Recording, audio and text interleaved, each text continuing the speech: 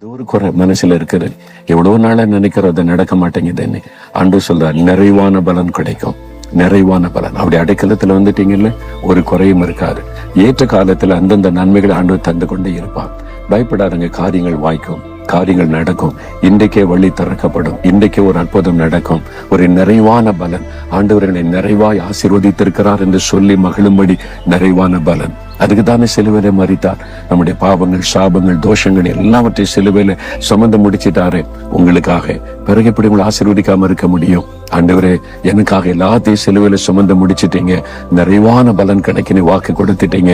இன்றைக்கு அந்த அற்புதத்தை நான் காண்பேன் விசுவாசத்தோடு சொல்லுங்க. இன்றைக்கு குறைவுகள் எல்லாம் நிறைவாக்கப்படும். சொல்லுங்க, இயேசுவே, உம்முடைய அடைக்கலத்தில் வந்திருக்கிற எனக்கு உம்மால் நிறைவான பலன் கிடைக்கும். நான் விசுவாசிக்கிறேன். இன்றைக்கு குறைவுகளை மாற்றி நிறைவாக்குகிறீர், காரியத்தை வாய்க்க பண்ணுகிறீர், ஆசீர்வதிக்கிறீர். ஸ்தோத்திரம், ஸ்தோத்திரம். இயேசுவின் நாமத்தில் ஆமேன்.